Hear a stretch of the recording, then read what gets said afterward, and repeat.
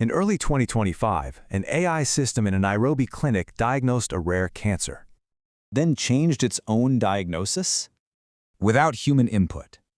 So you can imagine, the engineers, they reviewed the logs, and they couldn't explain why. I mean, no rule was broken, no data had changed. It just decided.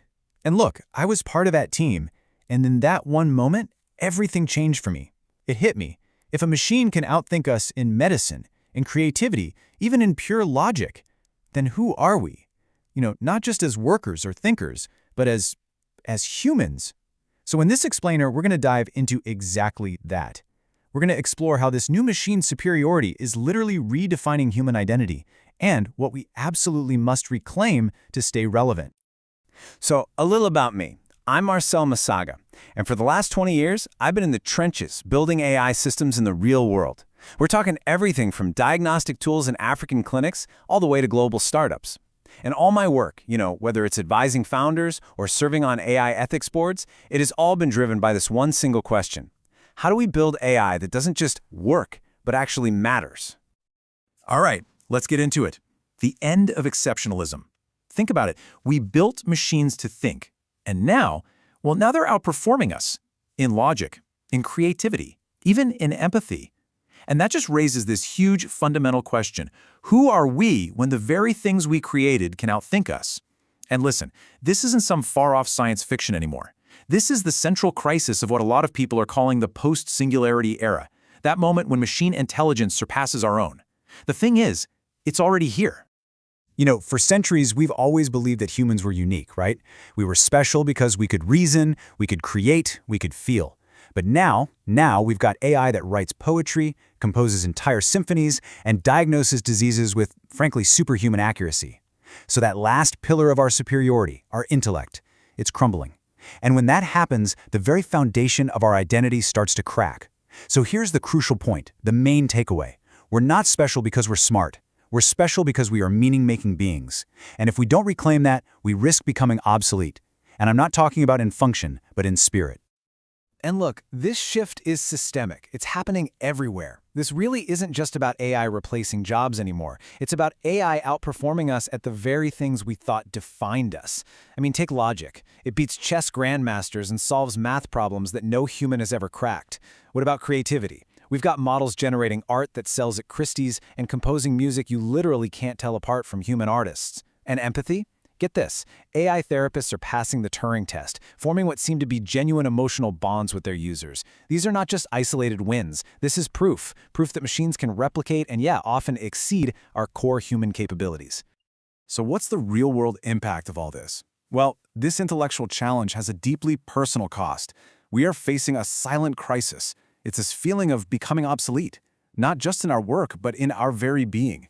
And that right there is the cost of surrender. Let me tell you a story from a clinic in Mombasa that illustrates this perfectly.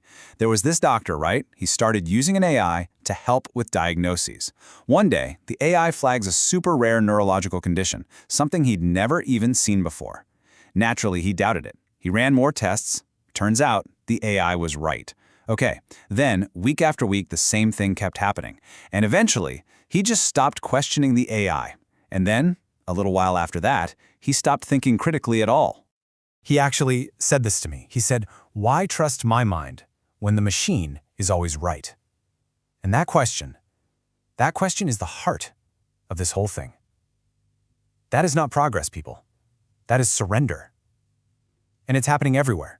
In finance, in law, in education, anywhere we start to just hand over our judgment to a superior algorithm. Because think about it, when machines make better decisions, we stop making them. When they create better art, we stop creating. And when we stop acting, we lose our agency. And when we lose our agency, we lose our purpose. This is the real crisis. It's not about unemployment. It's about existential obsolescence. It's about people losing their sense of significance, their very reason to get up in the morning. And in that void, that's where despair and loneliness start to grow. Okay, so who are we if we're not the smartest beings in the room anymore? Well, this is where we pivot. We move from the crisis to the opportunity. This is our new frontier. It's all about redefining what it means to be human, not in opposition to AI, but right alongside it. See, our value is no longer about pure output. It's about intention, it's about meaning, and it's about presence. I mean, look at this. Machines can generate things, sure, but humans, we create with purpose. An AI can process tons of data, but only a human can step back and ask the crucial question, why does any of this matter? And yeah, algorithms can simulate empathy, but only humans can truly, deeply feel and connect. This is our unique value proposition now. And this is the frontier we have to embrace. Our goal has to shift from competing with AI to coexisting with it. Our purpose shifts from fearing replacement to seeking re-elevation. What that means is we stop trying to be the smartest in the room, and instead we focus on being the most meaningful, guiding the process, rather than just trying to control the outcome.